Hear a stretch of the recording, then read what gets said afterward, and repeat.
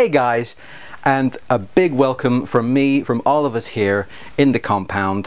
Very excited for this very special televisual, if you like, event. We've been trying to put this together for months now, and fingers crossed it's going to be something pretty special. Okay, so why are we here? We're all excited for the new Ninja Turtles movie, am I right? I'm shell-shocked. I know you are too. It's 2014 reimagining of a much beloved children's classic starring Megan J. Fox and directed by Optimus Prime. And we got a real special, sweet, globe-wide exclusive that I got to renounce right now. The novelizational adaptation of the movie, hot off the presses. I've got it here. Could you pass me the... I need it. Thank you. Thank you. Here it is. Hot off, it's still warm. We're very, very excited. So if you kind of want a taster of what you're going to see in the multiplex next week, I'm just going to read it to you in its entirety. Enjoy. Good luck, everyone. Chapter 1. It was the worst of times. It was the worst of times. The citizens of New York would be... I'm nervous. I am nervous. It's a big undertaking. Oh, I forgot to say, I forget when I'm nervous. Big thanks to Pizza Hut for making all things possible. Chapter 1. It was the worst of times. The citizens of New York were being victimized daily by a terrible crime wave. It seemed that nothing and nobody could or would stop it. April O'Neil, crime reporter for Channel 3 News, looked into the camera lens. Good move. Those of you who have had watches stolen from your wrists, wallets snatched from your pockets, and TVs whisked from your homes, woman, know that this is much more than just a series of small isolated incidents.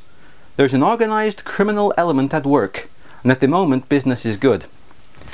So good, in fact, that nobody ever sees the criminals. It was hard to believe, but it was true.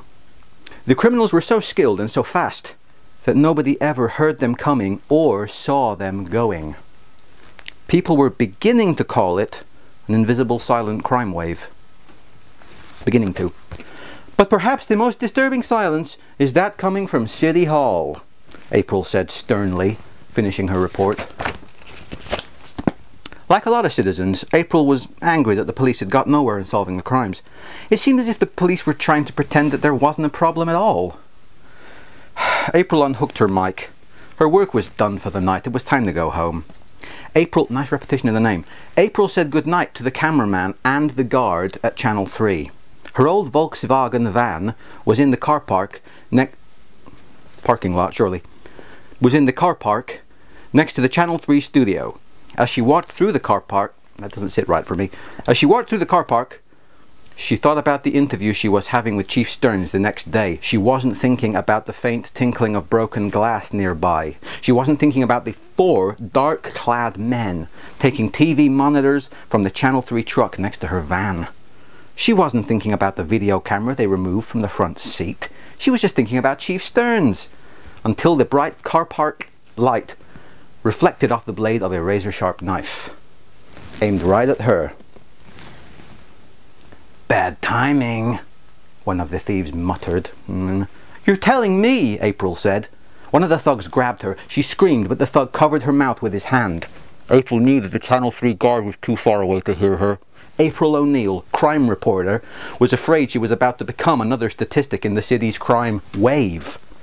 Irony. Suddenly there was a glint of steel high above her head and the crash of broken glass. Someone, or something, had knocked out the car park light. The whole place was pitch black. The thug holding April released her, shoving her against her own van. April couldn't see anything, but she could hear a lot. She heard thumps, grunts, and moans. Somebody was attacking the thugs, and from the sound of things, that somebody was winning. But who could it be? After a few minutes, there was silence. Then April heard the sound of police sirens. Nice couplet. When the police arrived, they turned on their searchlights. There, in front of April, were her 4 attackers, all completely tied up, ready for delivery to jail, prison, custody. There was no sign of whoever had beaten them and tied them up. The police looked at April for an explanation. There was none. When the police shuffled the thugs into the patrol van, April looked around again while the police... This is a telethon. It's not stopping. We don't edit. It's live, guys, and you just got... It's not live. It's recorded live. There was something to explain what happened. There was nothing... Okay. I can't... We need quiet. There was nothing to explain what happened except something shiny caught April's eyes. It was a strange-looking three-pronged dagger. It was right beneath the broken car park light, near a manhole cover. April leaned over to pick up the dagger. As she did, she thought she saw the manhole cover rise. She thought she saw a pair of eyes watching her pick up the dagger. She thought she saw something green with a red mask. Okay. The manhole cover dropped back into place. April stepped over it and shone a torchlight through one of the holes so she could peer through another. Okay, with me it's this, not this, this. At first there was only darkness. Then there was a slight motion. She squinted to see what was moving. It looked just a little bit like the shell of a turtle. One of those guys must have hit me. I missed a good line, I'm sorry. April shook her head, trying to clear the cobwebs. Wouldn't one of them miss that? Cobwebs. One of those guys must have hit me pretty hard, she said, thinking out loud. She said. I'm beginning to see things. How are we for time? Okay. Chapter 2. But April wasn't losing her mind. For hurrying through the sewers of the city of New York were 4 creatures, the very ones who had saved April from the thugs in the car park. They were turtles, but they weren't just turtles. They were mutant. They were ninja. Hey, we were awesome, bros. Awesome. Most excellent. Outrageous. Totally. And they were teenagers. You get from the lingo. They called themselves Teenage Mutant Ninja Turtles. They call themselves that? I guess they did. Leonardo led the way through the dark tunnels of sewer. He wore a blue mask and carried katana, ninja fighting swords. In the heat of battle, Leo, as his friends called him, was cool under fire. Know the feeling? He was a natural leader, careful and disciplined. Good.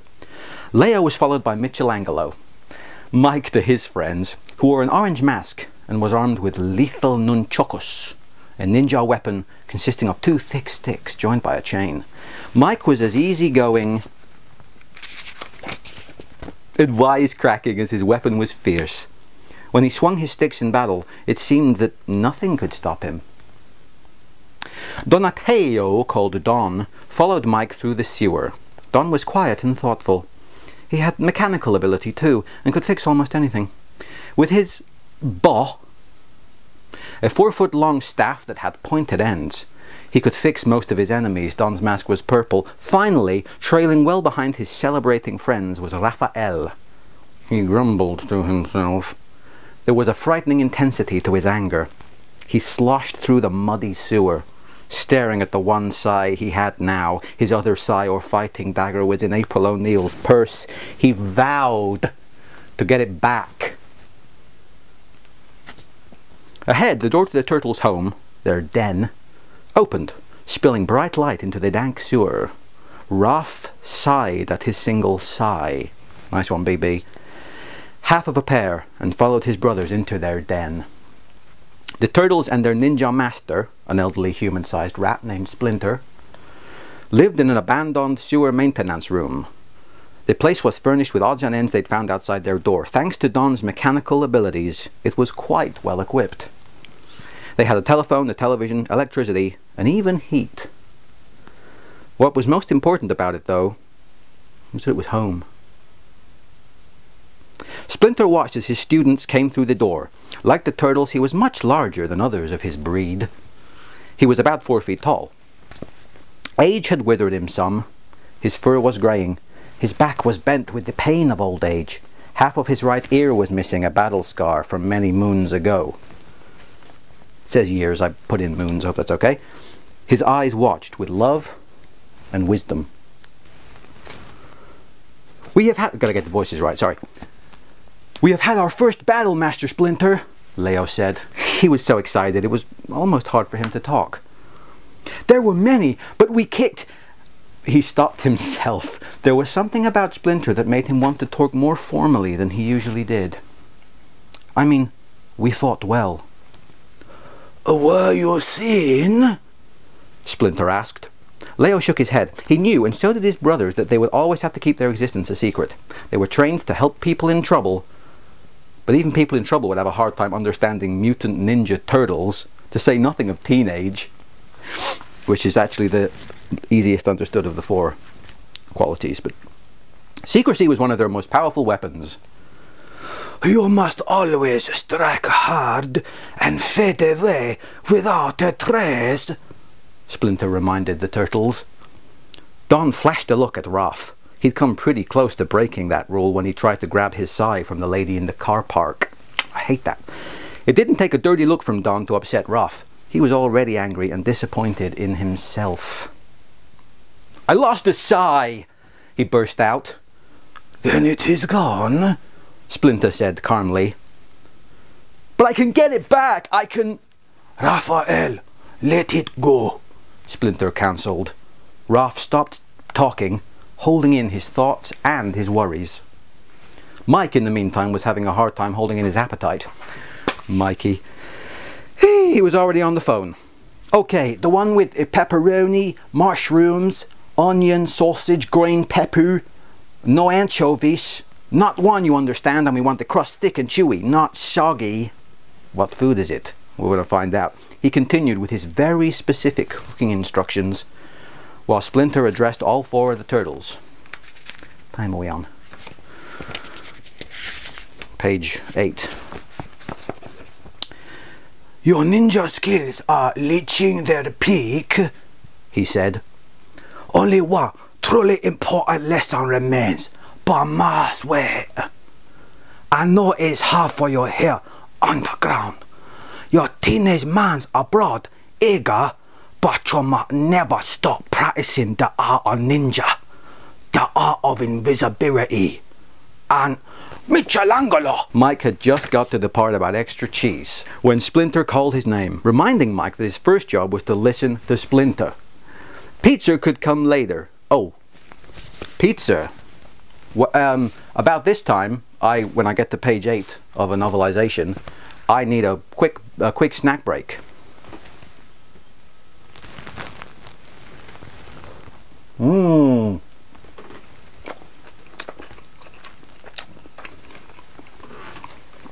Forget about it.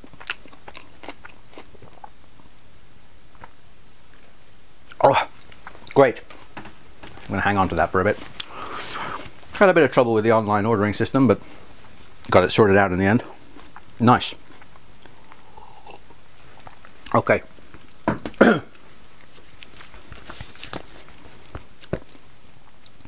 But Mike hoped not too much later. He got off the phone and listened to Splinter. You are still young, but one day I will be gone. Use my teachings wisely. Splinter? Gone? The turtles could barely think of the idea. Sure, he was old, but... I suggest we all meditate now on the events of this evening. The old rat closed his eyes.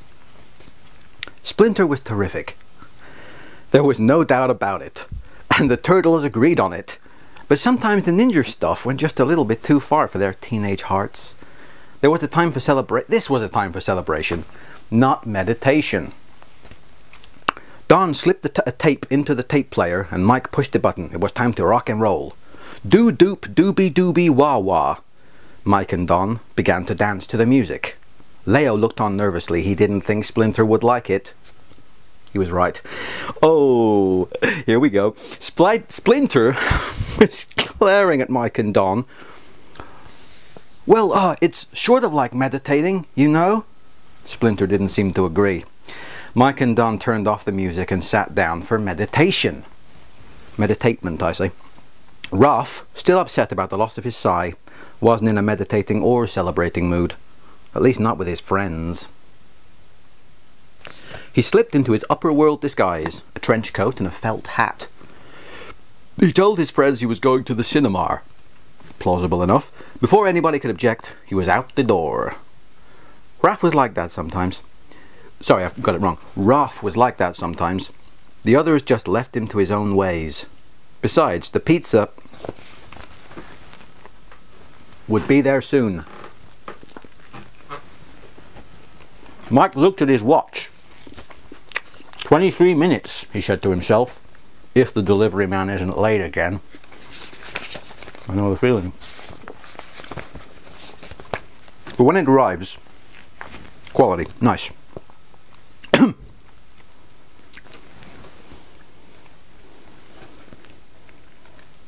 Just give me a minute. It's fine. Okay, chapter 3 of 23. In another part of town, Casey Jones sat and watched his television set.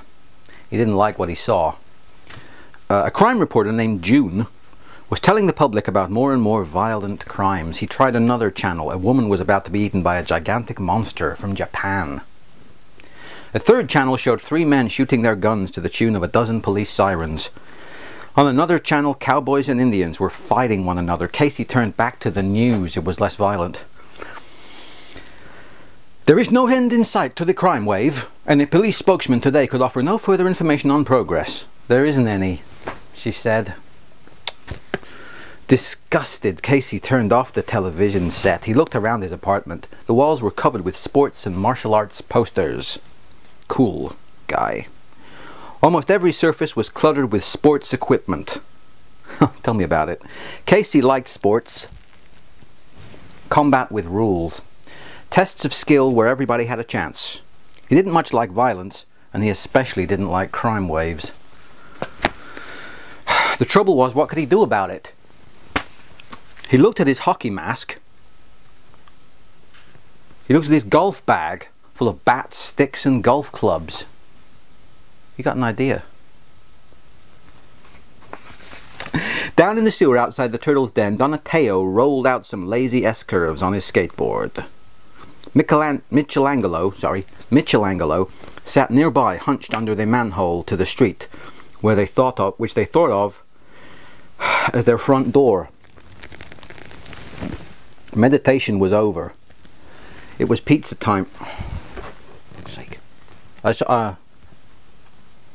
I said, I want that. Fantastic. And so convenient. It was pizza time, almost. If only the pizza...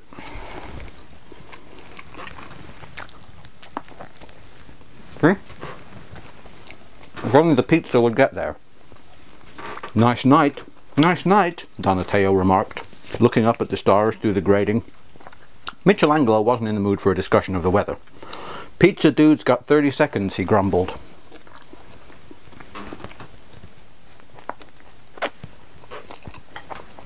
I prefer it cold. Floor's creaking. Donatello sat next to his brother. Hey, Mikey, you ever think about what Splinter said tonight? Like, I mean, what it would be like, without him? Michelangelo didn't answer for a minute. He didn't like to think about serious things. It seemed to him that there were too many serious things in life. He'd rather think about pizza. About pizza. I'm just going to hold it, okay? About pizza. Time's up, $3 off, he announced. Donatello understood that some things were just hard for Mike. It didn't mean he didn't care. It didn't mean he didn't think. Mike just didn't like to talk about it.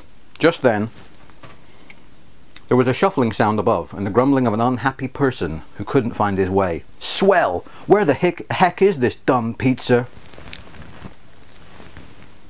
Supposed to be delivered. You're standing on it, dude, Mike announced. I can't.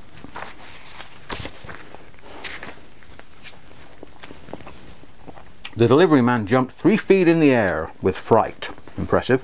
What the? Expletive removed. Michelangelo stuck a note up through the grate. Just slip the pizza down here, man. Pizza down here, ma'am. The pizza came down. Then the man yelled at Michelangelo, "Hey, you're $3 short, man." "And you're 2 minutes late, dude," Mike said. Then he began talking like a Chinese philosopher. Wise man say, forgiveness is divine, but never pay full price for a late pizza. Pizza. I'm going to do this all the way. Okay, pizza. Small bites. Balsamic on there too. Mike and Don hurried towards the den's door with their pizza. I can see it like 4 times in the next paragraph. With their pizza.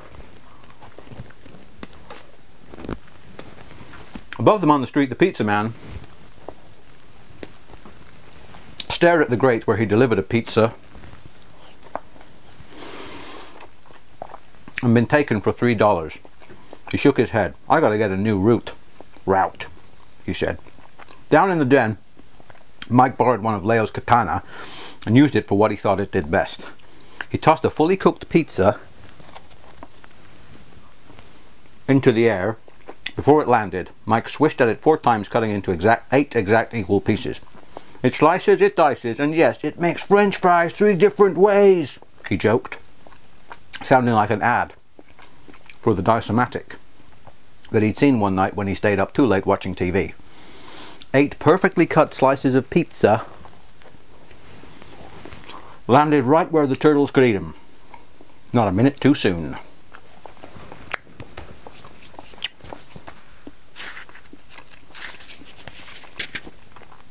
Oh man,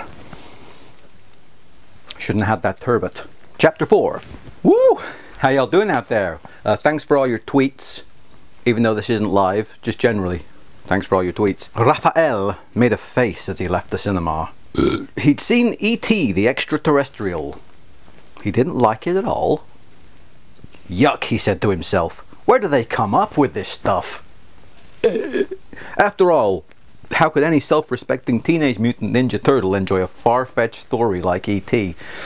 I wish I could high-five someone for that one. He pulled up the collar on his trench coat and began to walk home. It wasn't long enough, however, before he got It wasn't long, however, I thought I was talking about the coat. It wasn't long, however, before he got sidetracked. Right nearby, 2 hoodlums grabbed a little old lady's purse and began running away with it towards Rafe. It was easy work. Raphael stuck out his foot, tripped the one carrying the purse, and caught the booty as it flew out of the hoodlum's hand. He tossed the purse to the astonished lady. The hoodlums were too surprised to react. They just ran away to the relative safety of Central Park at night. Some more irony there. He's an ironic guy, baby. Rafe watched them go and followed them into the park, just to be sure they wouldn't cause any more trouble. It turned out it wasn't the hoodlums who caused the next piece of trouble. While they were trying to escape into darkness, Raphael saw a guy in a hockey mask, carrying a golf bag filled with bats, clubs and sticks, attack the fleeing hoodlums. That was a crime, you purse-grabbing pukes.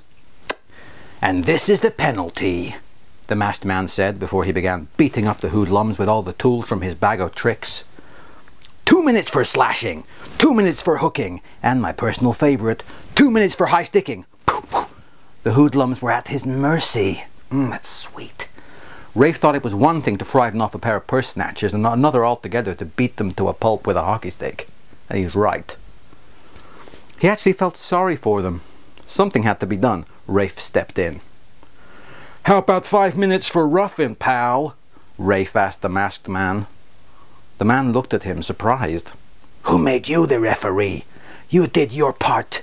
Now these guys need a lesson. Not like that they don't, Rafe said. And not from you.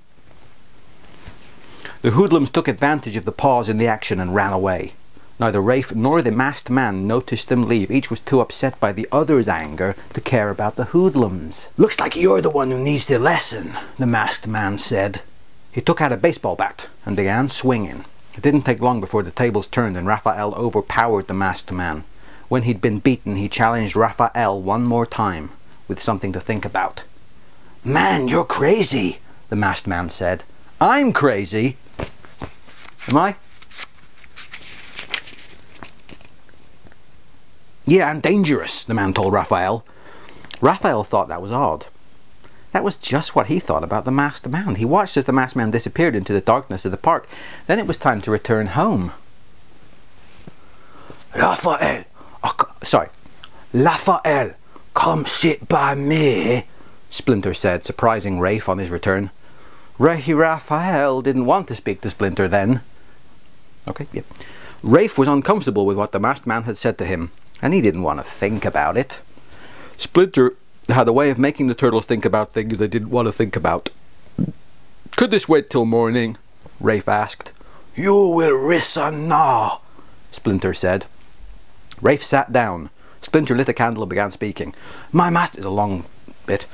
My master Yoshi's first rule was possess the light thinking. Only they can what receive the gift of strength, knowledge, and peace. I have tried to ease the anger you have, Raphael, but there is so much more. Anger clouds the mind. Turn inward, it is our enemy.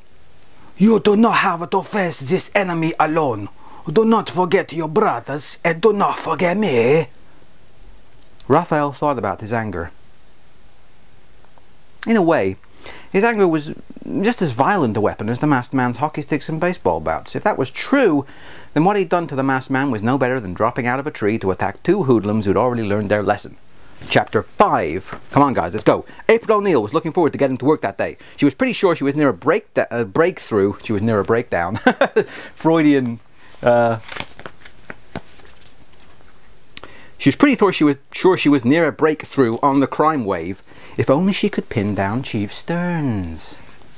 First, however, she had to cope with her boss. Charles Pennington had showed up at her apartment while she was getting ready for work. He had a lot on his mind too, and none of it was helping April. He was just getting in her way while she combed her hair. Lovely image. Charles had even brought his teenage son, Danny, who was sitting quietly in her living room. A living room? Lounge. Danny was a troubled boy. April thought Charles had brought him so he could keep an eye on him. Yeah, that's probably right. You could have called me oh, sorry, this isn't a woman. You could have called me last night, you know, Charles began. Call it a quirk. Sarcasm, I can already tell. But I like to know when one of my best reporters has been mugged. Stern but fair. April combed her hair as she answered. I wasn't mugged, Charles. Strictly speaking, she hadn't been mugged. She'd just been attacked by 4 thugs who were in the middle of a robbery. And then she'd, tenterhooks, been rescued by whom? She remembered the funny 3-pronged dagger in her bag. There was more to this story than anybody knew. Charles seemed genuinely concerned. From now on, security's escorting you out to that beat-up van of yours at night. Yes, sir, April said, saluting. She got spunk. Some things weren't worth arguing about. They went into April's living room. Charles sighed. What's going on out here? He asked, looking out the window. There's so much crime. Now this was something April wanted to talk about with Charles. I'll tell you this, she began. I've talked to a lot of people in the Japanese community here. I'm awfully suspicious about the crime wave. Stearns is going to have some answering to do at the press conference this afternoon. April realized that might not make Charles happy. He was friends with the mayor. And every time she gave Stearns a hard time, the mayor called Charles. Pen pushers, am I right? She decided to change the subject. Say, how's school going, Danny? She asked the sullen teenager. Aren't they all? Danny began to answer, but Charles answered for him. Oh, wonderful, Charles said sarcastically. Sorry. Oh, wonderful, Charles said sarcastically. So wonderful, in fact, I have to drive him there every morning just to make sure he goes. Danny pulled his headphones over his ears. That's what he does when he wants to ignore me, Charles said. I don't even know where he got the earphones. How would you? That's my own. There's some footnotes I'm adding, just in case it's possibly confusing. April knew from the look on his face that of all the things that worried Charles, Danny was the most worrisome, the one he felt most helpless about. She felt sorry for Charles. She also felt sorry for Danny.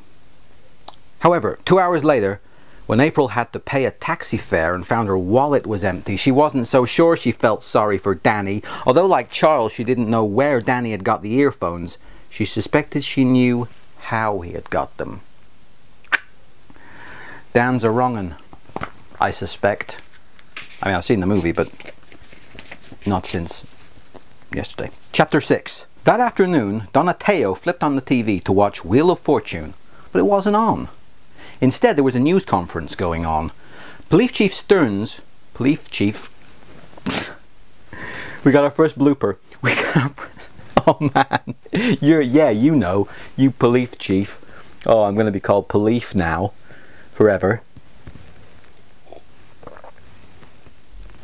Oh God. Police Chief Stearns was talking about the crime wave. The other turtles joined him. They were interested in this news. We are presently executing a plan of redeployment that will minimize response time by maximizing coordination between patrol units in a decentralized networking scheme. Nobody understood what the chief had just said. The turtles didn't think even Chief Stearns had understood the gobbledygook. We can say it? Yeah, we can say that. Would you mind repeating that, Chief? A reporter asked. In English. The camera pulled back to show the reporter it was the same woman the turtles had saved on the Channel 3 in the Channel 3 car park. It was April O'Neil. Hey, that's her! Donatello said. Michelangelo couldn't believe how pretty April was. I'm in love, he told his friends. Shh, Leo said. Let's listen. Chief Stearns, what do you know about the Foot Clan? She asked. The chief squirmed. He didn't seem to like the question. There is no evidence. Then you deny there is such a thing as the Foot. I'm not denying anything, Chief Stearns blustered. April had learned a lot about the Foot from some Japanese friends. It was an ancient ninja clan sworn to destroy orderly society with criminal acts. Its goal was total power. Isn't it for all of us? The city's current crime wave certainly looked like something a clan like that would be involved in. Chief Stearns didn't believe it at all. If you'll excuse me, I have more important matters to deal with. As he walked away, April turned to the camera. We can only hope that one of them has to do with solving these crimes. She said. She's great, Michelangelo said. She's great, Michelangelo said. His friends agreed. And she's got my sigh, Raphael said. Before anybody could stop him, he grabbed his upper world disguise and headed for the door. He knew just where he could find April. He wants that knife. The turtles were not the only ones watching April's interview, and Raphael was not the only one who wanted to find her. In another part of town, a man called Shredder watched April's interview. When she asked about the Foot, the man sat up, startled, angry. The Foot was a deep secret. He didn't want anybody to know about their mission, especially a nosy reporter. He lofted a ninja dagger at the screen. It hit April right between the eyes. Then he turned to his second in command, Tatsu. That's not a name. And nodded. The man knew what must be done. Yep. April entered the subway near City Hall, just missing a train. She was alone on the platform. For a few seconds. Oh, we've been looking for you, Miss O'Neil. She turned and saw 4 men dressed in black ninja outfits with hoods. What, am I behind on my television payments again? She joked weakly. The men didn't laugh. Instead, they told her to stop talking about things she didn't know anything about, or else. April didn't like the situation at all. The Foot began slapping her, and it hurt. She could be in real trouble. Then she remembered the odd dagger that had saved her in the car park. It was in her bag. She reached for it, but before she could strike, the foot knocked it out of her hand. It skittered along the subway platform. She was defenseless. April swung her bag at her attackers. She managed to knock one of them down, but 3 more attacked. The last thing she saw before she lost consciousness was a green 3-fingered hand picking up the sai. Like that. Once Raphael had his sai back, he was at full strength. He didn't know who was attacking April or why, but he knew it was his job to save her. Good man. He fought like a cyclone. We've all seen him, beating off April's attackers just long enough to reach April. She was unconscious but breathing. The one isn't exclusive of the unconscious but breathing. Okay. He had to get her and himself out of there. He liked to fight to win, but sometimes it was wiser to fight to escape. A train was coming into the station. Raphael had an idea. While continuing to fight with one hand, he picked April up with the other, just a split second before the train arrived. He dashed in front of it, going to the safety of the far side of the tracks. While the train blocked April's attackers from following him, he made the getaway, carrying April. The subways in New York were just one part of the vast underworld of the city. The sewers were another. Raphael wasn't worried about finding his way home from there. He wasn't even worried about giving away the turtle's secret. The only thing he was worried about was saving April O'Neil's life. In fact, he was so worried about that he never heard the footsteps that trailed him through the tunnels. I just need a... Just take 5.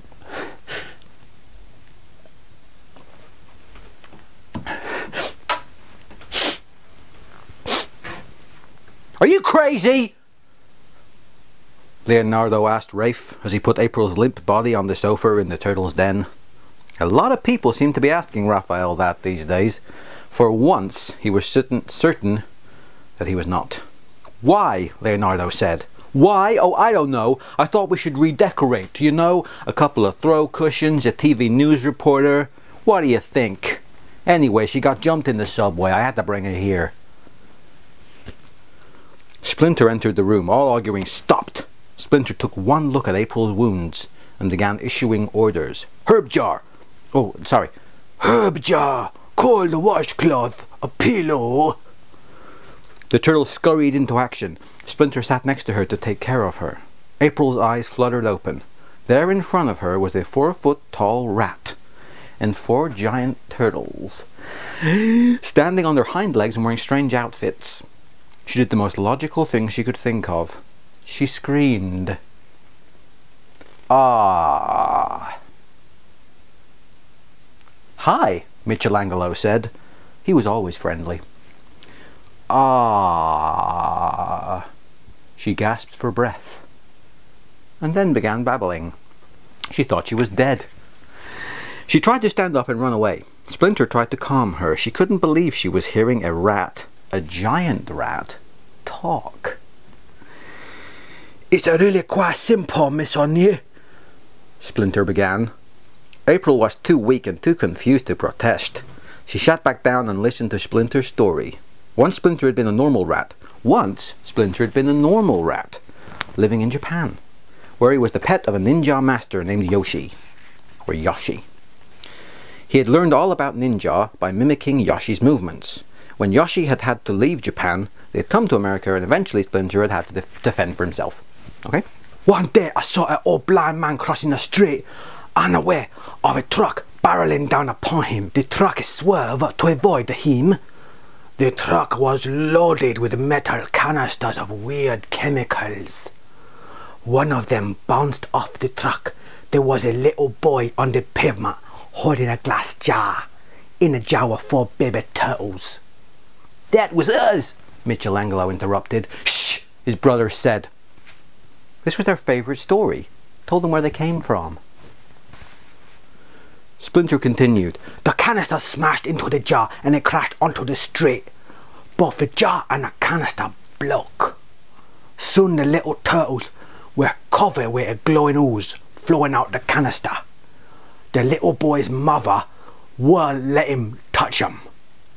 When they're gone, I put the little turtles in an old coffee jar and brought them to my home here in the sewer. When I woke up the next morning, the jar was tipped over, for the turtles had doubled in size.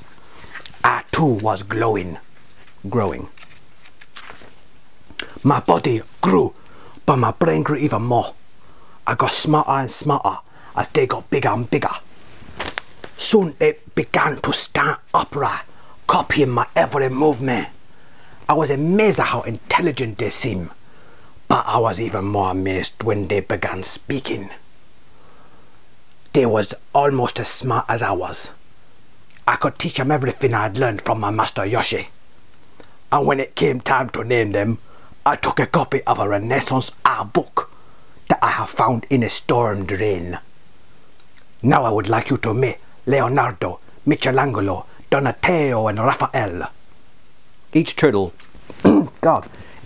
bowed as Splinter introduced him. Get real, April said. Bit rude, really. Oh, Splinter really takes it out of my nodes. Gonna get polyps doing that massive rat. Chapter 8. It took the turtles and Splinter another few minutes to convince April she wasn't dreaming. But she finally came round. She even agreed to let them take her home. When they got to her apartment, April told them the only thing she had to eat in her house was leftover pizza. Let's go Really?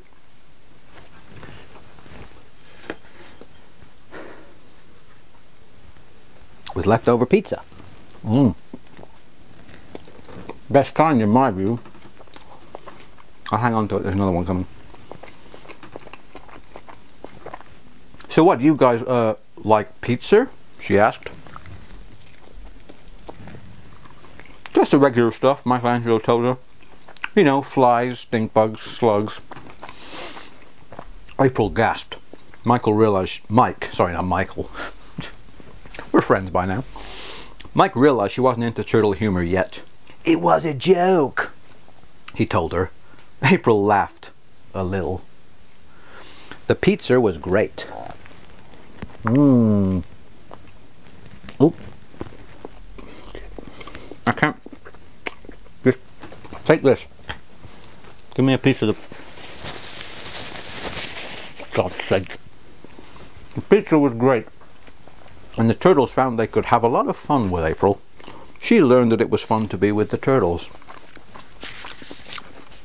Mike did his Rocky impression.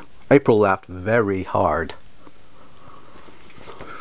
She never would have thought of Rocky as green. Wait, I've got another one. Oh no, not James Cagney, Rafe groaned. Michelangelo crouched in a boxer stance and began jabbing at the air with his fists. You dirty rat, he said. You killed my brother, you dirty rat. It was a good impression. Hey, that must be Splinter's favourite, she said. The turtles looked at her for a second. They were surprised. It was a joke, she said, imitating Michelangelo. All of them laughed. The turtles realized then that April was their friend. As long as she could laugh with them, she could be a good friend too. It was time to go. It's getting hot in here. Should take off all your clothes. We'd better get back to Splinter, Leo said. He worries. Oh, it's nice. Sometimes it was hard to stop having fun just because Splinter might worry about them. Most of the time, though, it was comforting to know that he cared enough to worry. So, will I ever see you guys again? April asked. That depends on how fast you restock your pizza. I got no room, Leo told her. Deal, April said. The turtles left April's apartment building, climbed down the nearest storm drain, and made their way back to their den.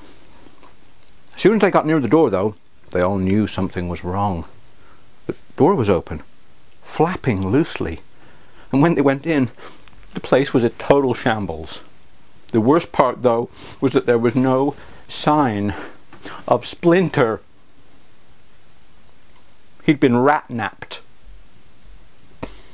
They realized that the thugs who'd attacked April in the subway must have followed Raphael through the sewers to their den. But who would want to capture Splinter? Who would do something that evil? Maybe it was the kind of person who would mastermind the crime wave. The turtles needed help.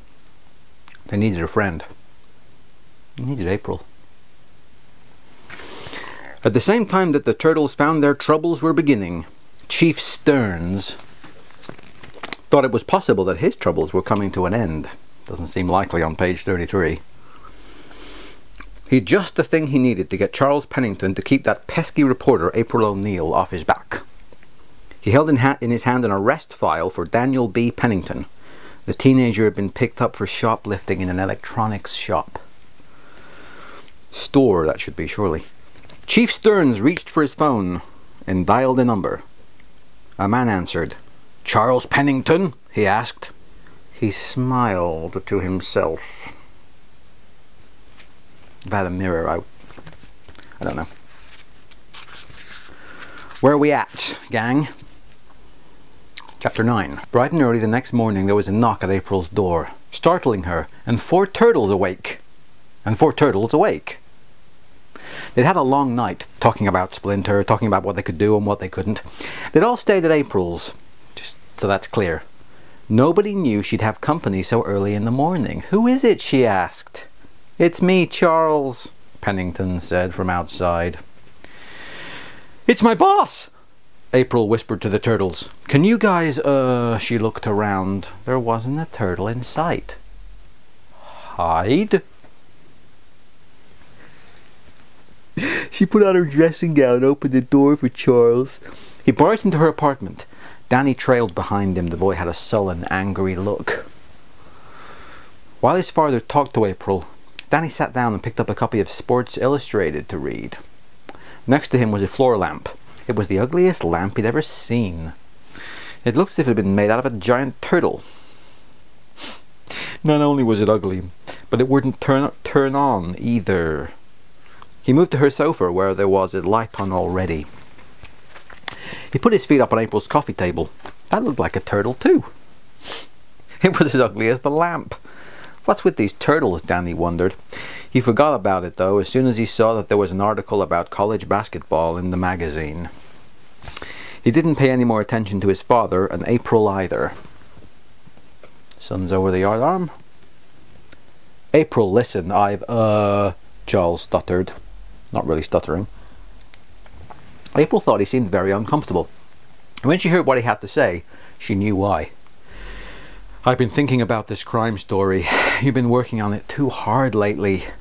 I think you should take some time off and let someone else handle it, you know?" Suddenly April was very awake, very angry. "Charles, what are you talking about? This is my story." "No way!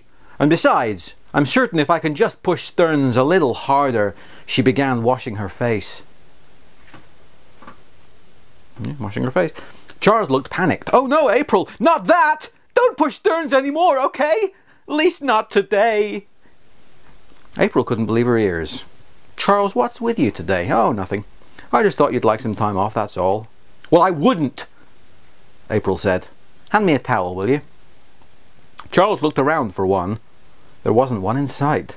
"Where do you—" he began, searching. He reached for the shower curtain. April couldn't let him open it though. She was certain Mike was hiding in the bath. She couldn't let him see the turtles. That's the whole premise of the scene. "Charles, no!" she shrieked. But it was too late. The curtain flew open and nothing. There was just an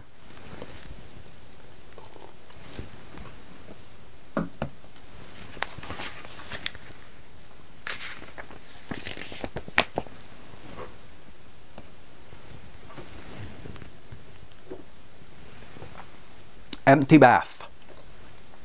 April thought there was a lot to be said for the art of ninja invisibility.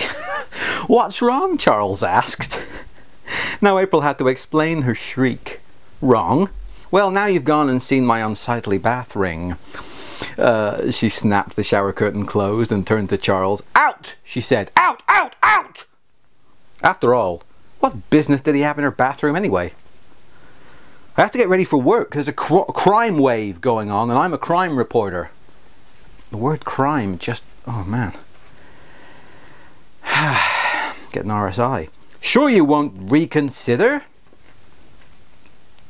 April spoke to Danny for the first time. "Hey Danny, tell your dad to relax." She joked. "I wish," Danny said. April didn't think he was joking at all. It took a few more minutes to get Charles out of her place, but she finally succeeded. Turtles began appearing from every corner of the apartment. "That was close," Mike said, suddenly standing behind April. She was so surprised, she jumped about 3 feet. "Time to switch to decaf, April," he teased. She smiled. A little. Sorry, I'm stopped doing the voices. I gotta try harder. Charles grumbled as he sat behind the wheel of his car. Nothing was going right for him. Stearns was on his back. Stearns was on his back. Danny was in trouble with the law, and sure as anything, April was going to try and corner Stearns, which would make Stearns corner Charles, or worse, Danny. Charles took it out on Danny. You always hurt the one you love. I just don't get it, Danny. I make enough money to provide for more than the both of us, and you're stealing. Why? I don't know, Danny answered. You don't know? What were you going to do with the car stereo anyway, or don't you know that either? Sorry, Danny said. Charles couldn't help himself. It was too much. He exploded at his son. Not as sorry as you're going to be after school, he began as he pulled his car to a stop at a light. When I get home. Without a word, Danny opened the door of the car and bolted. He disappeared into an alley before Charles could even open his door. If things had looked bad before, ellipsis.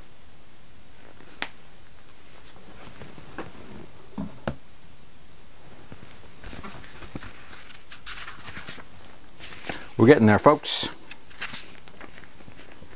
Chapter 10. It was almost time for assembly in Shredder's warehouse. Shredder was the ninja master of the Foot Clan in New York City. His headquarters were in an abandoned warehouse in Brooklyn. Shredder's second in command, Tatsu, hurried to the assembly area. Tatsu was a big man, bald-headed and fierce. He wore a black doggy. Doggy? He wore a black doggy with a small dragon emblem on it. It was the sign of the foot. First he had to pass through the beginner section. Shredder's new recruits were having the time of their lives. They were playing video games and pool, smoking cigarettes and using bad language. Can we say, we can say bad language? We can't use, right, yeah, no, that makes, yeah. They were doing everything their parents had ever told them not to do. Tatsu knew that when they'd had enough fun, they would move on. He strode into the first level training area. There were no pool tables and no video games neither. It was more like a ninja playground. Good name for a band. Each of the boys wore a uniform, belt and a headband with the Foot's dragon emblem on it while they worked in the training area. There the recruits were studying the fine art of pocket picking. 4 boys surrounded a dummy wearing an overcoat with little bells on. In most pickpocket training exercises, the purpose was to remove the dummy's wallet without ringing a bell. That was too easy for the Foot. On a signal from the trainer, the boys attacked the dummy. In a matter of seconds, every bell had been removed from the dummy's coat. We need quiet. Not a sound had been made. Tatsu grunted. He was satisfied. In the next room, more serious work was taking place. This was where trainees, oh my back, now wearing doggies like Tatsu, studied the deadly art of karate. There were no rules here except one. So there was one. Win. Losers were carried away. One combatant had just finished off an opponent when Tatsu entered. The teenager was pleased with his work. Tatsu thought he had more to learn. Tatsu stepped into the arena and took up where the loser had left off. Without warning, he attacked the tall teenager. The tall teenager blocked every punch and kick with incredible speed, almost as if he could anticipate Tatsu's next move. Tatsu was pleased. He stopped his attack, stepped back and bowed, keeping his eyes glued to the teenager. The teenager returned the bow, looking politely down to the floor. Tatsu attacked. In a split second he had the boy pinned. Never lower your eyes to an enemy. To an enemy, he hissed. Send to an enemy. It was a lesson the boy would remember for a long time. Tatsu left the room, heading for the assembly area. The bell would soon ring, the boys would gather soon, he would be there ready. On his way to the assembly area, he passed the dark corner of the warehouse. Tatsu knew what was there. He didn't need to look, for in a corner, hanging by his shackled wrist, was Splinter, prisoner of the Foot Clan. Chapter 11. When the gong began ringing, Danny Pennington put down his pool cue.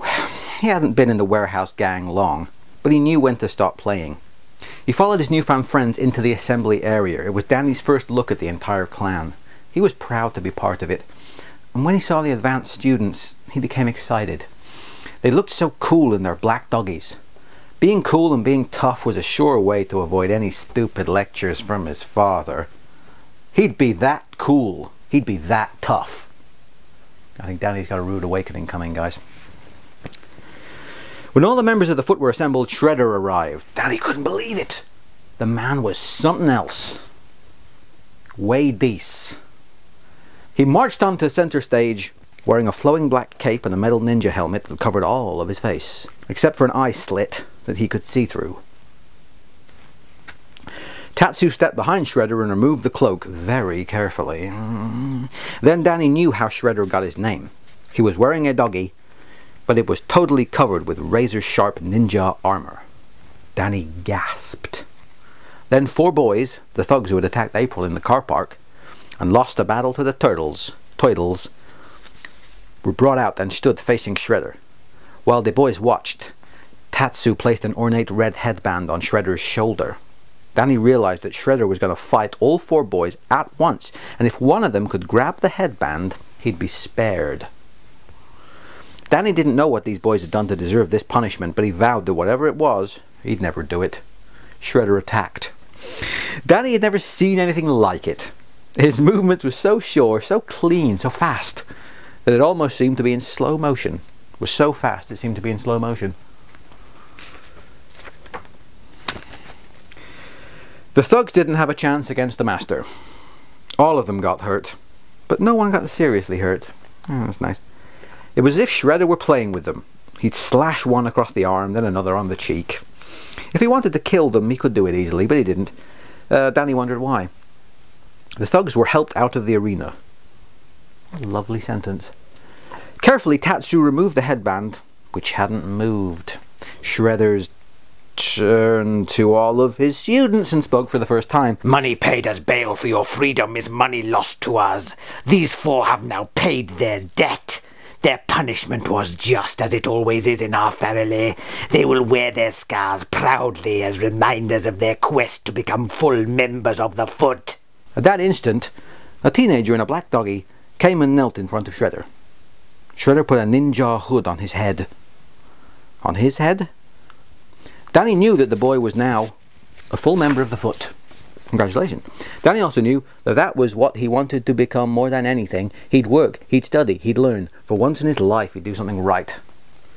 Our family grows, Shredder began speaking again. And soon the city itself will be our playground, to use as we please, rewarding ourselves and our friends, punishing our enemies. He paused and then looked up at the teenagers. There is a new enemy, he said. Freaks of nature who interfere with our business. You are my eyes and ears. Find them. Together we will punish these creatures, these turtles. Turtles? Danny thought. Why did that ring a bell? Then he remembered the turtle lamp and table in April's apartment. Ugly stuff. So why hadn't those ugly things been there the first time Danny was at April's? Suddenly Danny had the feeling there could be a shortcut to get his own doggy. A ninja hood. Ninja hood. Suddenly, he had more courage than ever he would have thought possible. Danny Pennington raised his hand. Dun dun dun. Danny man. Nope, you're gonna learn. Chapter 12. In April's apartment, the next day, the turtles were lazing around watching television. For once, though, they weren't watching quiz shows, Gilligan's Island repeats, or soap operas. They were watching April being interviewed. She was telling all about being attacked. The floor still creaking. By the ninja in the subway station. The turtles thought she was very smart. I'm convinced that these men were affiliated with a secret organization known as the Foot. The Foot? June, another reporter asked, confused. April smiled. Yeah, I know, it sounds like a funky club for podiatrists. But I've spoken with a lot of Japanese Americans recently, haven't we all? And they tell me this crime wave reminds them of a secret band of ninja thieves called the Foot. The evidence is convincing. Never say what it is. But so far the police are treating this like a joke. Charles Pennington, I hate that guy, shuddered when he heard April say those words. It was just the kind of thing that would make Chief Stearns angry. What doesn't? And if Chief Stearns got angry, Danny Pennington would have to pay the price. Mr. Pennington, his secretary said, opening the door of his office softly. Telephone call, it's City Hall. Another nice couplet. Charles groaned and reached for the phone. She's such a good reporter, Leonardo said. She's smart, said Donatello. Shh, said Michelangelo. I think the best part is still to come. The screen flickered as the camera got a close-up shot of April's lovely face. There's another mystery, April, June said. How did you manage to get away from those subway attackers? Incredible as it may seem, a citizen of this city actually came to my rescue. So I'd like to take this opportunity to express my gratitude. April looked right into the camera. Thanks, Raphael, she said, winking. Woo! Leonardo, Michelangelo and Donatello all teased in a single voice. Raphael shrank into his shell. I was going to say seat, shell. Hey, look, I think he's blushing, Donatello said. I am not, Raphael said, but he was sure he was turning red. Raphael didn't like to be teased. Sometimes it made him very angry. He loved his brothers, but he hated feeling this way, especially when there were more important things to think about. So what do we do now? He asked, trying to change the subject. What do you mean, what do we do now? Leo asked. Splinter's out there, Rafe said, reminding his brothers of the serious situation. Didn't work though. All the others wanted to do was eat. Raphael was too angry to eat. What can we do about it? April's our only link to these guys. We have to wait till she comes up with something. Raphael was steamed.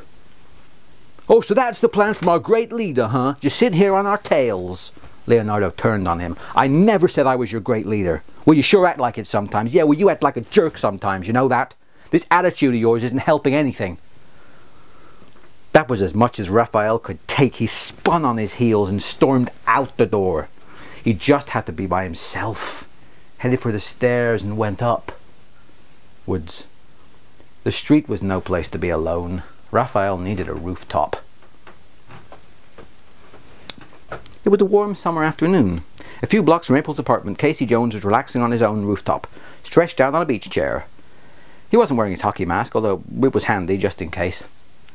He took a sip of his soda and enjoyed the afternoon breeze. He sat up and looked at the city below him. It was so hot that everything seemed to be still. Everything, that is, except a small green dot moving on a rooftop several blocks away. Something familiar about that green dot. Casey grabbed his binoculars and focused them. It sure was familiar. It was the green guy who attacked him in the park.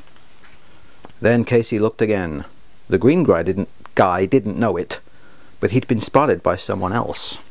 The fire escape that led to the rooftop where the green guy sat was positively swarming with black-clad ninja types. Seems a bit... ninja types, seems...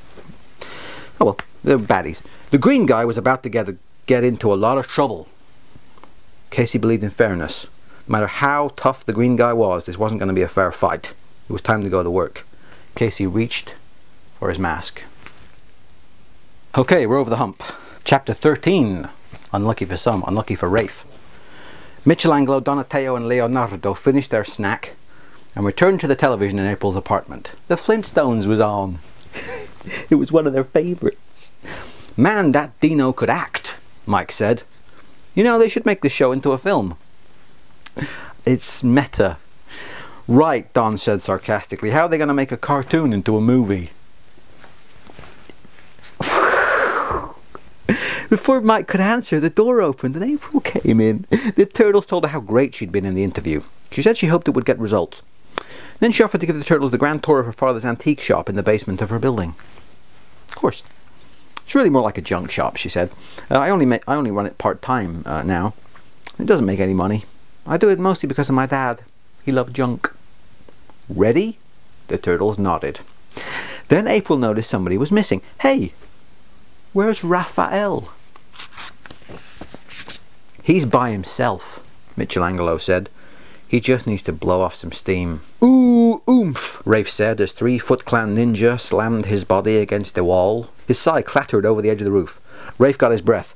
I thought you guys used the subway, he joked, recalling his last battle with the doggy-clad thugs when he saved April. The Foot attacked him. He repelled their attack, sending several of them down the fire escape. More took their place. He knocked them unconscious. "You guys must be studying the abridged book of ninja fighting," he joked, facing his last two attackers. That was his last joke, for those two were followed by dozens more. Soon the whole roof was swarming with foot, and they all had the same goal. Raphael.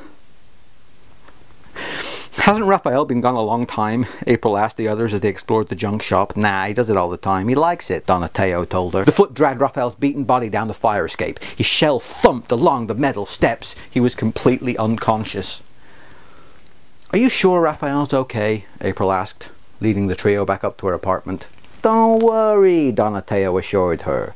"He'll probably be back any minute now." Threatening to huff and puff and blow our house, he was interrupted by the tremendous crash of breaking glass as Raphael's body came flying through, I think it's the skylight, April's window. Before his brothers could begin to take care of him, the entire apartment was completely filled with the foot. Michelangelo, and Donatello were fighting for their own lives as well as Raphael's and April's. The turtles were good. They were very good. Splinter had taught them well. They had learned to fight honourably and well. Nice. They'd learned to win, but they'd never learned to beat enemies who outnumbered them by 100 to 1. They didn't have a chance to win. And then the odds got worse. More foot arrived. There were so many ninja soldiers and the fighting was so fierce that the old structure of April's apartment couldn't take it anymore. The floor collapsed.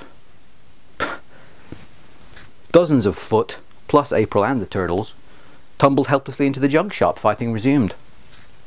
"Hey, one of those guys must know where Splinter is," Leonardo shouted to Don and Mike. "Don't knock them all out." Mike watched a new wave of foot arrive. "I don't think that'll be a problem, Leo," he said. They all knew he was right. "Man, we could really use Rafe about now," Michelangelo said, trying to hold off half a dozen attackers by himself. Rafe was out of the battle, though. April was with him. He was alive, but he was unconscious. Remember that. Then more reinforcements arrived, this time on the side of the turtles. Casey Jones entered the shop in full battle gear. Hockey mask and a goalie's stick. A goalie's stick, yeah. "Who's that?" Leo asked. Michelangelo looked at Casey Jones. He was enormous, and he was going to help them. "Wayne Gretzky? On steroids?" he suggested. Right then it didn't matter who he was. The only thing that mattered was that he was on their side. "Ee-haw," Casey said, jumping into the fray. "Hockey night in Canada." He began swinging his stick. Foot began falling, but not enough of them. There were too many to be beaten. The only chance they had was to escape. "Follow me," April said, pulling Raphael into a corner of the shop. With Leo's help, they moved the bookcase aside. "My grandfather used a secret entrance when he was selling something more than junk during Prohibition." "Criminal," April explained. "It might just slow these guys down enough for us to get out of here." As soon as the door swung open, the turtles and April were in the tunnel. Casey, who was not as exhausted as the turtles, held off the foot for the others to escape first. When they were safe, he prepared to enter the tunnel himself. Just before the door closed, Casey heard April's phone ring. He heard her machine answer it. He heard the message. It was Charles Pennington. "Look, I'm sorry, April, but you're fired." It was a perfect end to a perfect day.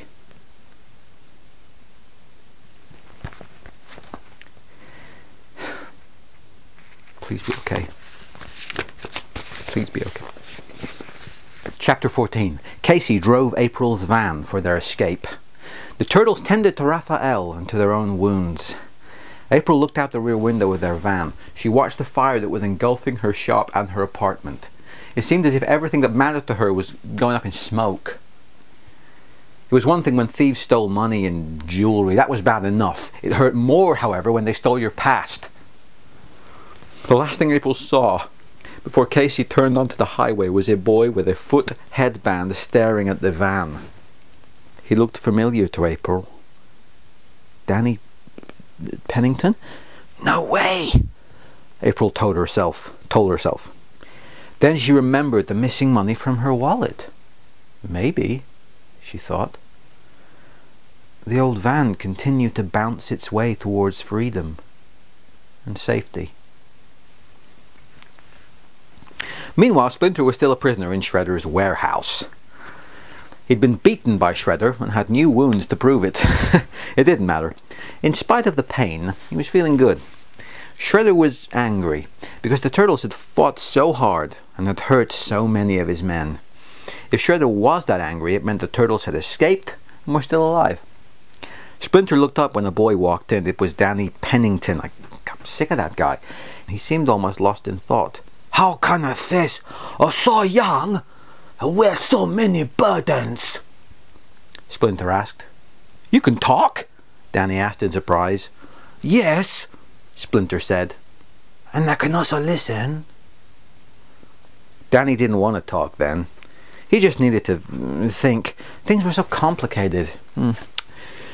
Danny left Splinter and wandered into the Foot locker room. There he saw the battered warriors resting and hanging out after the battle. Danny stood to the side and observed. He'd seen these boys fight bravely, nearly losing to the turtles. They were so skilled, so strong, yet... Suddenly the door flew open and Tatsu marched in. He was furious at the warriors because the turtles had survived and escaped.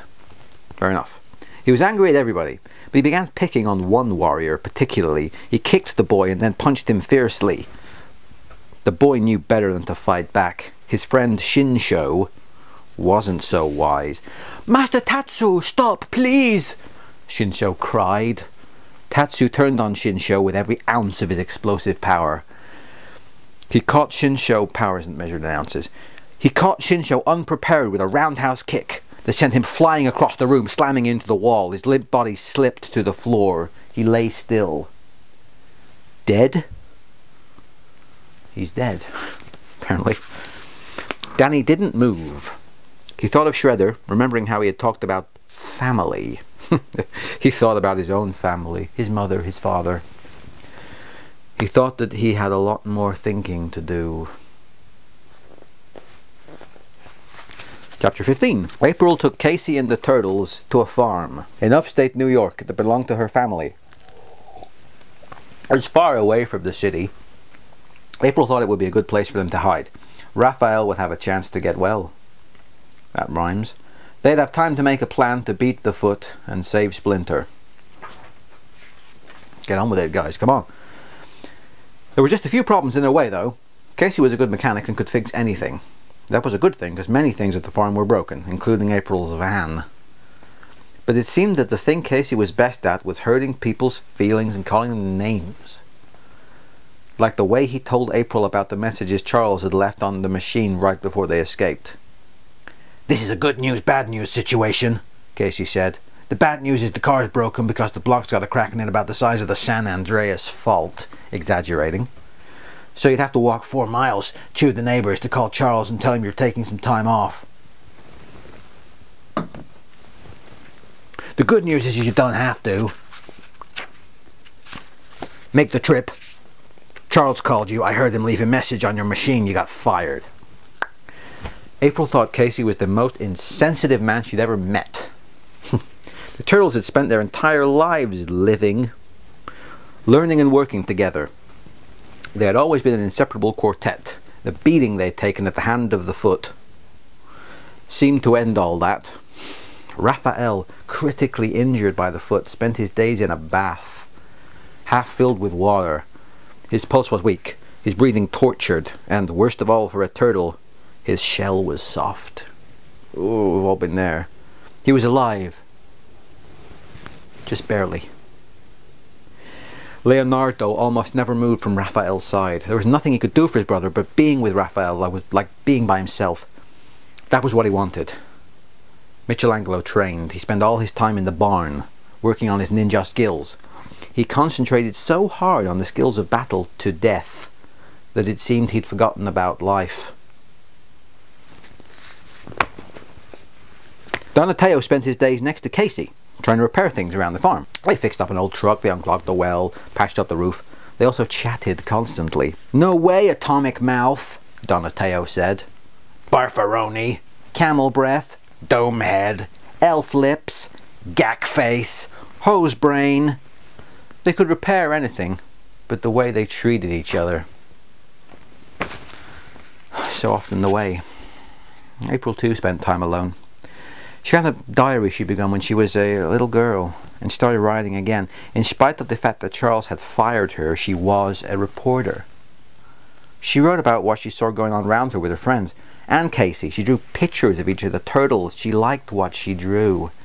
The first ray of hope came when the turtles had been at the farm for 4 days. Raph woke up. He lifted his head a few inches. Hey, he whispered to Leo. Leonardo leapt up, almost too excited to speak. Rafe, you're awake. How do you feel? What's a guy gotta do to get some food around here? Leo dashed to the doorway and yelled, Hey, he's awake! Bring some food! He returned to his brother. With ninja speed, food arrived. So did April and Donatello. April watched the reunion. It was a chance for Leonardo to apologize for teasing Raphael. Apologies weren't easy for anybody, but with the turtles it seemed as though it wasn't necessary. It was important and it was touching, but there was something missing. Later, April wrote in her diary, The turtles are 4 once again, yet they're still not whole. I think I understand. A lingering doubt remains, an unknown they can't bear to face, their greatest fear.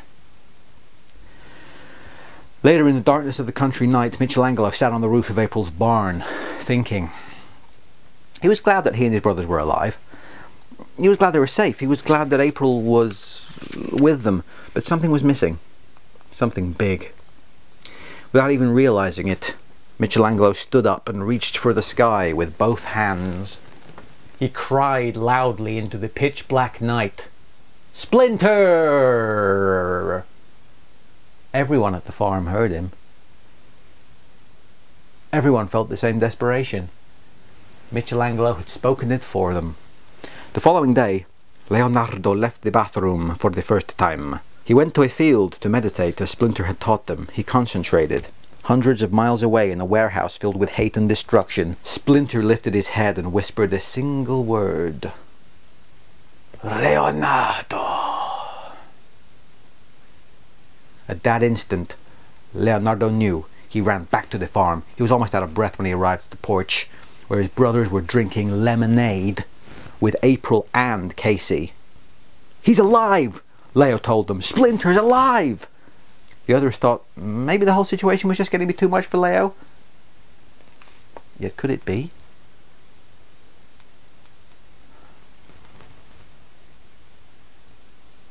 Chapter 16. That night, Leo took his brothers to the woods to meditate. They lit a fire and sat around.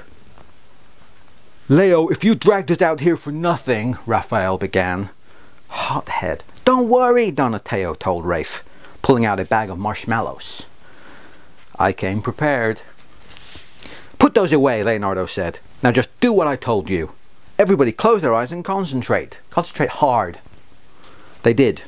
And when they were all concentrating together on the same thing, it seemed as if the flames of the fire changed. It took some time. When it was done, it was unmistakable. There, in the middle of their campfire, stood the image of their master, Splinter. He spoke. I am proud of you, my sons. Tonight you have learned the final and greatest truth of the ninja. The ultimate mastery comes not of the body, but of the mind. Together, there is nothing your four minds cannot accomplish. Help each other. Draw up one another. The image began to fade, but Splinter continued talking. And always remember, the true force that binds you, the same as that which brought me here tonight. That we shall gladly return with my final words. I love you all, my students, my sons, and my family. Splinter's image disappeared. His final word echoed in the woods. Family. 4 turtles sat round the fire, the same as they had been just a few minutes before, but very different too. They were no longer 4 individuals, they were one team. They began their real work together early the next morning. Everything was different, everything was better. The turtles found skills they never would have imagined they had. Hey look, Leo said. He turned his mask around so it was a blindfold and drew his katana from its sheath. Okay, now attack me, all 3 of you at once. His brothers looked at him as if he'd lost his shell. Give me a break, Leo, Rafe said. Sick of that guy, kinda. You'll get hurt, Don told him, truly concerned. Come on, Leo said, tapping Rafe on the shoulder with the side of the blade to egg him on. Knock it off, Leo, that hurt, Rafe said. Leo tapped him again, harder. It was enough to ignite Raphael's short fuse. He drew his sai and attacked. Leo defended himself, knocking the sai out of Rafe's hands without hurting him at all. It was as if Leo could see right through the material. But he couldn't. They all knew that. Then all three attacked. Leo used his newfound skills to repel the attacks, quickly disarming all of his brothers. When his work was done, he turned his mask around again and smiled triumphantly. His brothers were impressed. Radical, Michelangelo said. I think you're going to have to teach us this one, Donatello said. Splinter did the teaching, Leo said. I'll just show you how. It was the ultimate weapon, the sixth sense. It was mind over matter, and the turtles trained to be able to use it in concert with all other weapons. Use it in concert. They trained hard. It took time to hone their skills, but as they worked, they learned. And as they learned, they became even more united.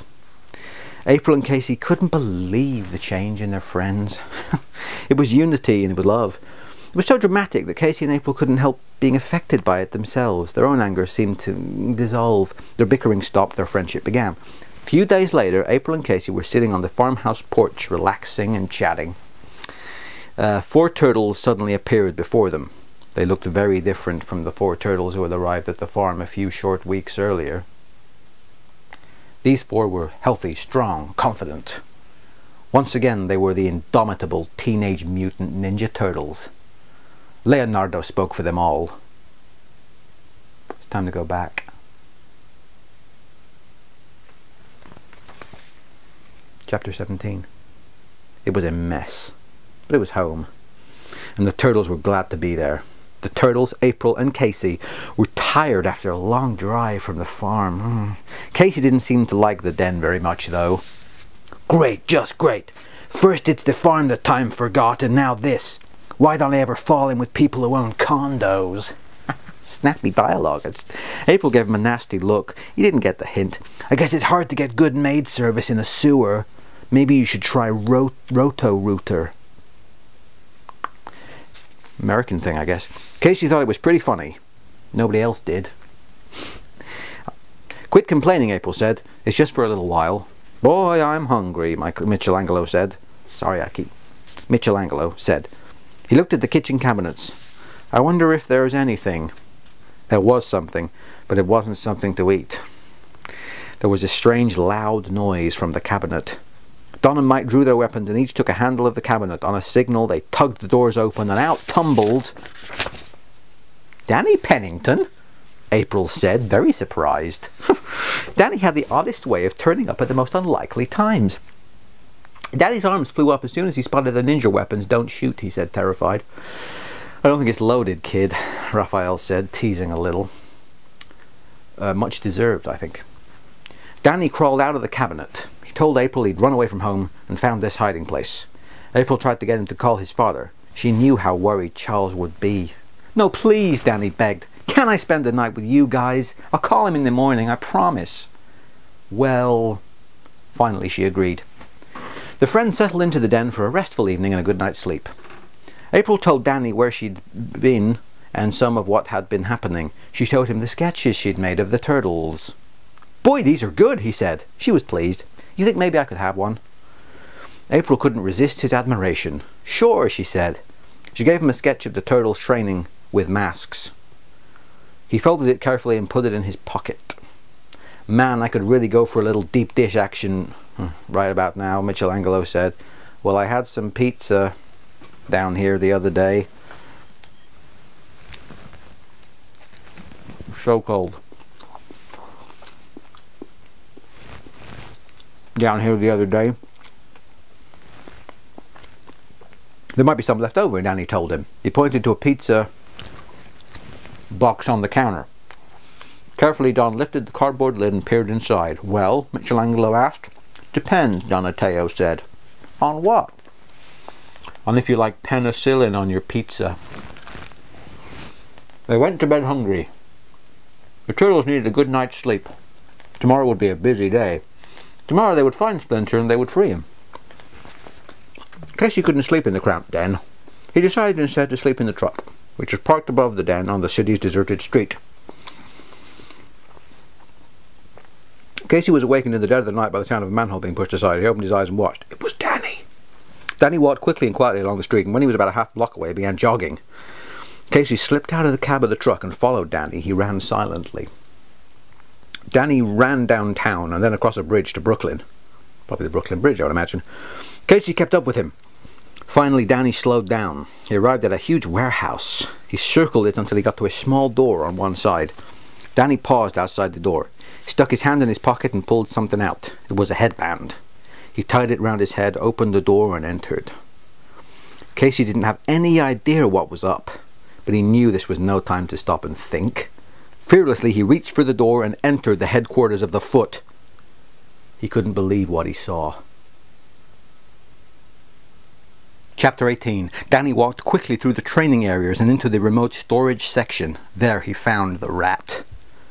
I have not seen you for many days, Splinter said. He sounded weak. Danny was a little concerned. I've been at my hideout a lot. And now you hide from your surrogate family as well as your own now.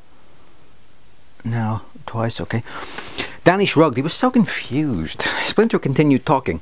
I too once had a family, Daniel. Danny looked at Splinter. He knew Splinter was about to tell him a story from his own life. He hoped it would help him understand and decide. I was a pet belonging to Master Yoshi. I learned the mysterious art of ninjutsu by copying his moves while I was in my cage. Yoshi was one of the finest shadow warriors of his clan. His only rival was a man named Oroku Nagi. While Danny listened intently, Splinter told him how Yoshi and Nagi had been in love with the same woman. Her name was Tang Shen. Tang Shen didn't love Nagi though. She loved Splinter's master, Yoshi. When Nagi heard about that, he flew into a rage and beat Tang Shen. Yoshi arrived just in time to save Tang Shen, but when the fight was over, Nagi lay dead. Danny knew how serious it was if members of a clan killed one another.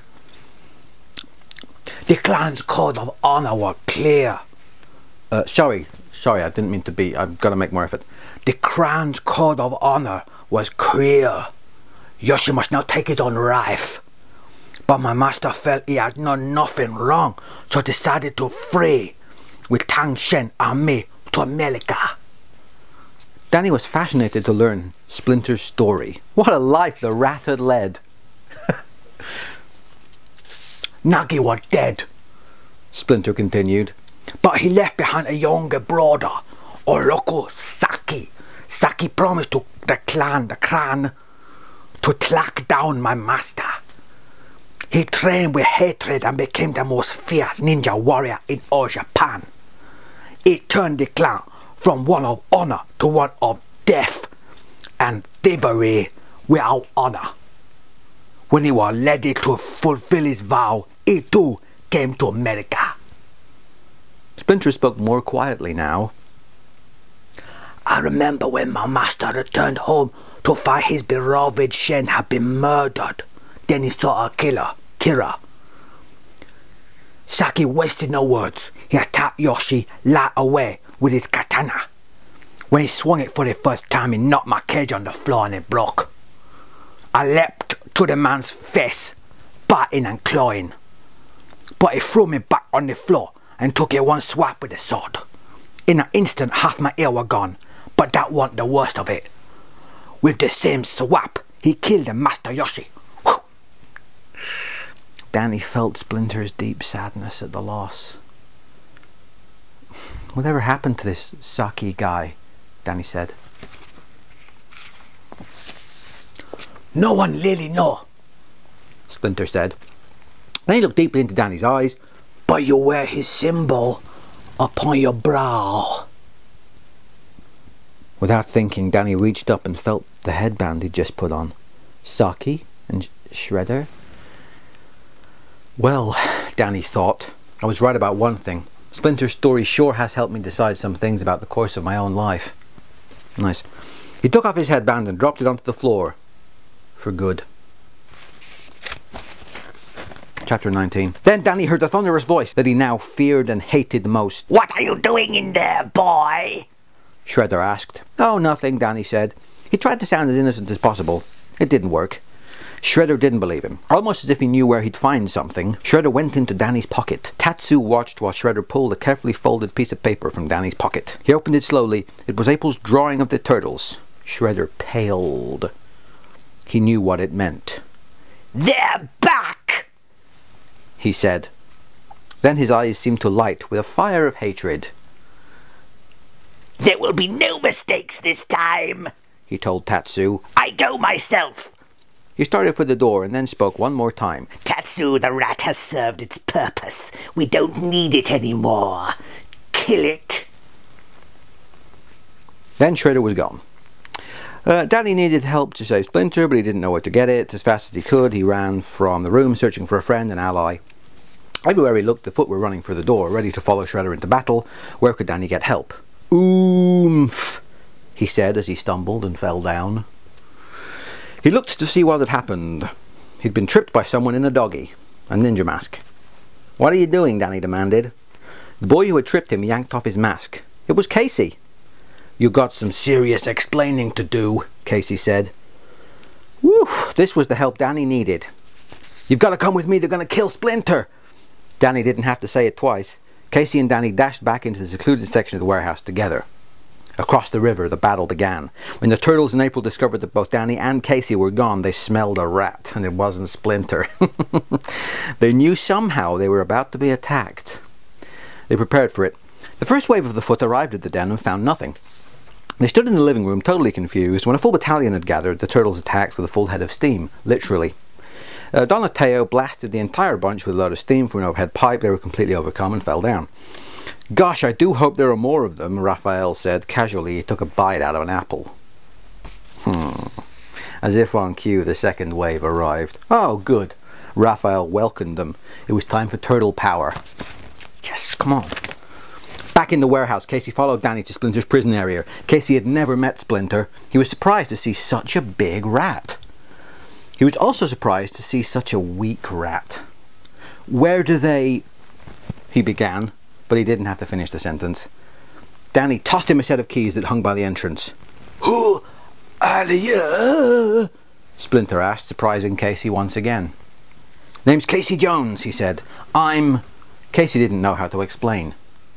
I'm a friend, he said. It was the first time in a long time he'd used that word. Casey had forgotten what friendship was until the turtles had taught him. There was no time for philosophy, though. He'd finished unlocking Splinter. Okay, let's get out of here. But suddenly Tatsu was between them and the exit. Casey was tough, but Tatsu was tougher. His ninja skills far outmatched Casey's primitive punches and kicks. Casey tried to talk tough, but that didn't work any better than his fighting. Tatsu punched. Casey staggered backwards into shelves filled with stolen clothes. Tatsu kicked. Casey flew against boxes of stolen electronics. Tatsu chopped. Casey stumbled onto a pile of stolen jewelry. Tatsu sliced. Casey slammed. This time, though, he hit something familiar. It was stolen sporting equipment. He had his back up against a golf bag. Casey had an idea. With one last ounce of strength, he pulled a golf driver out of the bag. In the nick of time, he made the tee shot of his lifetime. He swung back and then threw. Ha! 4, he yelled. He whacked Tatsu in the stomach. Tatsu crashed to the floor, out cold. I'll never call golf a dull game again, Casey promised. He kissed the club head. We gotta go, Danny said, but as he helped Splinter towards the door, the room began to fill up with his fellow recruits and first-level trainees. Once again, things weren't looking too good, until Danny realized that, like him, these guys had seen what Tatsu had done to Shinsho. Maybe there was another way, he thought. Chapter 20. The turtles had never fought more fiercely. The turtles had never fought better. And the turtles had never had more fun. Gangway! Donatello hollered. He rode his skateboard through the sewer, making S-curves and knocking out Foot Clan warriors with his ball as he scooted along the mucky hallway. Show off! Raphael yelled. He was just waiting for his chance. Fortunately, there were enough enemy warriors to give him lots of opportunities. The turtles stacked them up like cordwood, pushing the bad guys out of their den through the sewer passageways and popping them up onto the street. Don and Mike fought back to back, each protecting the other's flank. One of the foot decided to attack them both at once from their rears. The turtles simply moved closer to one another, squeezing the helpless foot warrior with their shells. Mike glanced over his shoulder at the fallen fighter. "Looks like this one's suffering from shell shock," he said. Don tried not to laugh. He couldn't help himself. Felt too good. "I guess we can really shell it out," Donatello suggested. Mike laughed at the same time as he fended off 6 more attackers with his nunchuckus. "You guys have got it all wrong," Rafe said. "It was a shell of a good hit." His swirling sigh took out 3 Foot Clan as he spoke. Murdered them, I assume. "All right," Mike said, finishing off the last of his half-dozen attackers. Once the den and the sewer entrance were cleared of foot, the turtles began chasing the guys onto the street. Leonardo and Raphael chased some stragglers up a fire escape. Mike joined in on the fun, but he was so busy chasing he didn't notice he was being followed until he heard the grunt of a ninja thrust. Didn't realize he was being followed until the grunt of a ninja thrust. He turned around just in time to see a razor-sharp katana aimed at his neck. He did the only logical thing. He pulled his head into his shell. The surprised attacker lost his balance and tumbled out onto the street. "I love being a turtle," Mike said. All of them felt exactly the same way. It was positively exhilarating. Within a very short time, the roof was nearly cleared of Foot Clan. Suddenly there was a hushed silence among their attackers. Those who were still standing stopped fighting. I'm so sorry about that. Stopped fighting and stood aside. Then the turtles got their first look at their real enemy. It was Shredder. "Anybody have an idea who or what this is?" Leo asked his brothers. "I don't know," Michelangelo said, looking at Shredder's bladed armor, which was sparkling in the morning sun. "But I bet he never has to look for a tin opener." Woo! Shredder ignored the humor. "You fight well, in the old style," he said. "But you've caused me enough trouble. Now you face the Shredder." He stood like a king, waiting for his courtiers to bow. "The Shredder?" Donatello asked. Sounded very weird to him. Michelangelo shrugged. "Maybe all that hardware is for making coleslaw." Nobody laughed. Shredder twirled his 6-foot-long bow and set himself for battle. "I've got him," Raphael claimed. Shredder knocked him flat in less than 2 seconds. The turtles attacked one at a time, but couldn't beat Shredder that way. They'd never seen anyone or anything like him. One-on-one was out of the question, no matter how many wisecracks they made. I beg to disagree. The turtles were too busy working on a strategy to beat Shredder to notice what was happening below. Casey, Danny and Splinter arrived, bringing with them new allies. All the recruits who had seen Tatsu's attack on a member of his own family were now ready to join up with Turtle to defeat Shredder if it could be done. "Okay guys, teamwork," Leonardo reminded his buddies. Didn't need a reminder. They attacked as one and Shredder repelled them as one. He knocked them on their shells, slapping them away like so many gnats. Mike rubbed his head and turned to his brothers. "Now, at exactly what point did we lose control here?" he asked. Donatello shrugged. "Maybe somebody ought to tell him that we're the good guys." Raphael turned to Leonardo. This was a time when they needed his leadership more than ever. "Any thoughts?" Rafe asked. "Just one," Leonardo said. "That this guy knows where Splinter is." It was the thought they all needed to share. They prepared for a new and tougher attack. Meanwhile, down on the street, Casey noticed that there were a whole bunch of recovering foot who were preparing to climb up the fire escape and join in the fray. The turtles had it tough enough against Shredder. They didn't need any more enemies. Casey spotted a rubbish truck parked nearby. He hopped into the cab and backed the monstrous vehicle right up to the building, mashing the fire escape. All the ninja who were trying to climb up found themselves tumbling down. "Welcome to Rubbish City, Humpty Dumpty," Casey said proudly.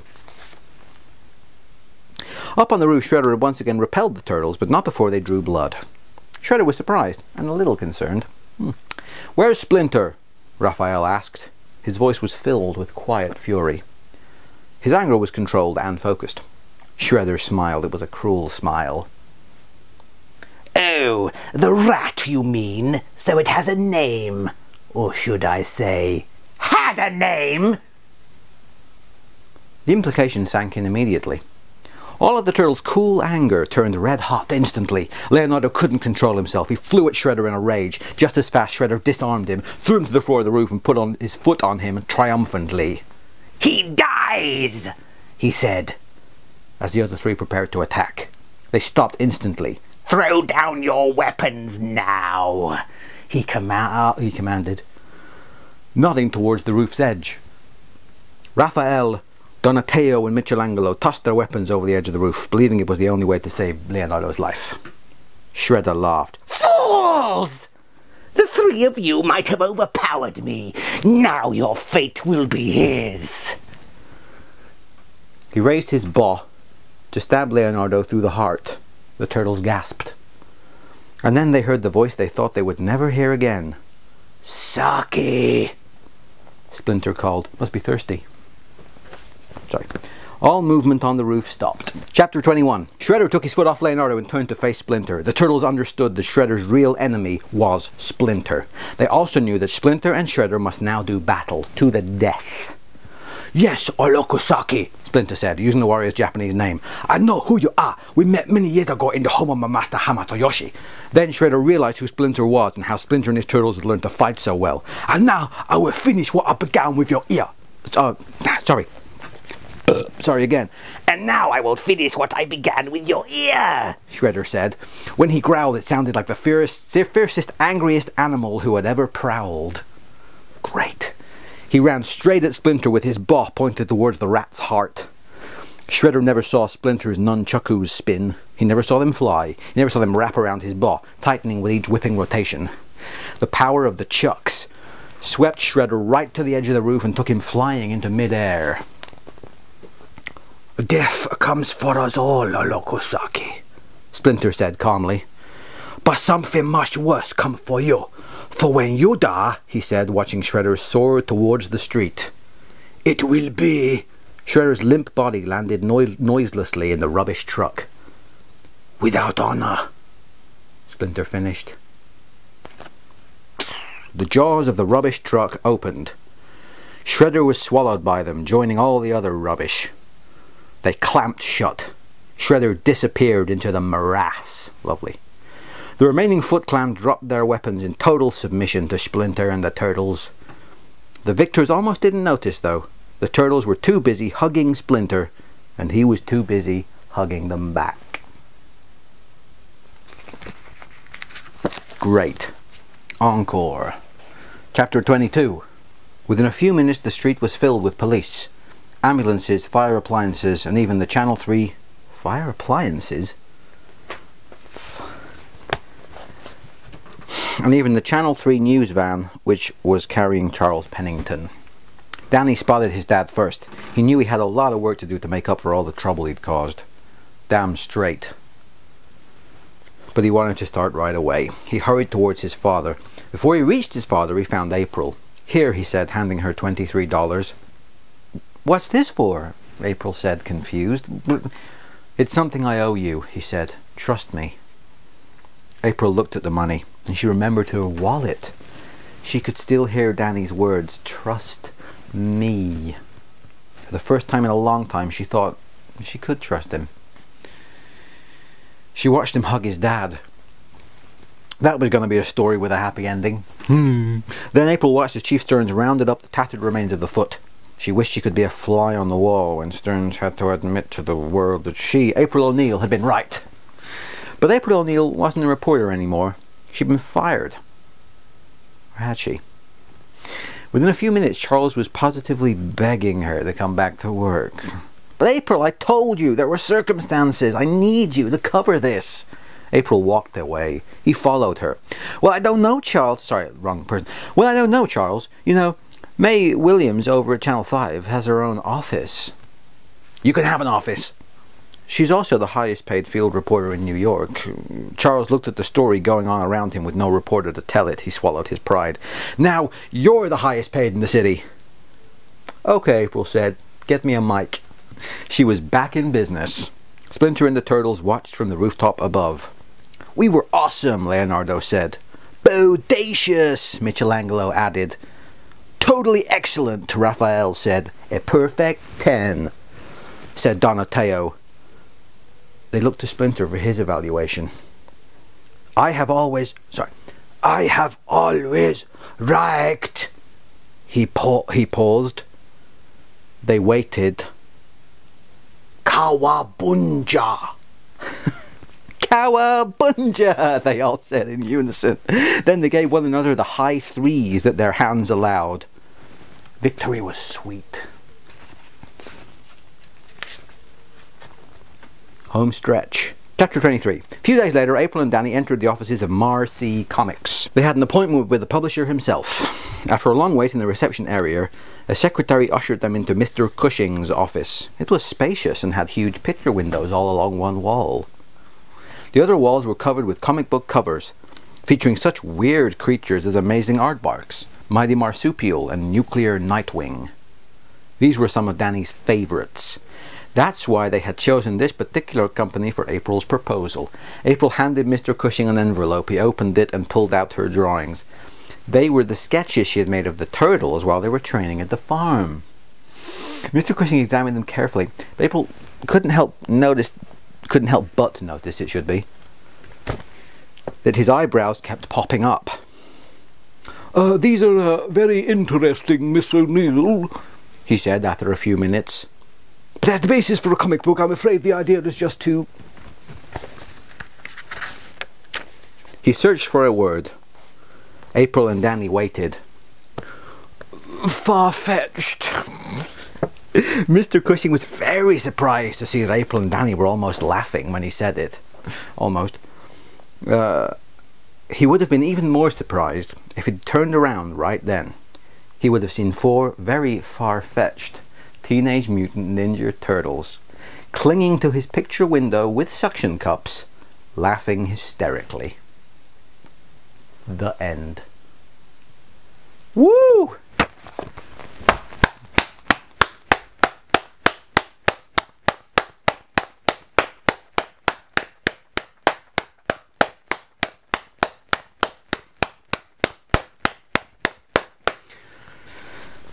Okay, well, thanks very much, guys. That was great. I did great, you did great. We've raised a lot of awareness tonight, and let's just try and keep it that way, okay? Good luck to Michael J. Fox and the guy from Arrested Development and all the other CG rat team who are going to be in the cinemas next week with the Turtles.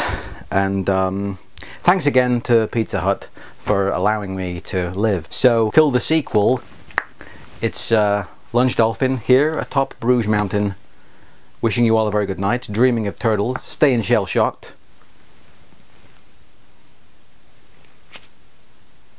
Just end it. I don't, just switch the thing off. We're done. It's done.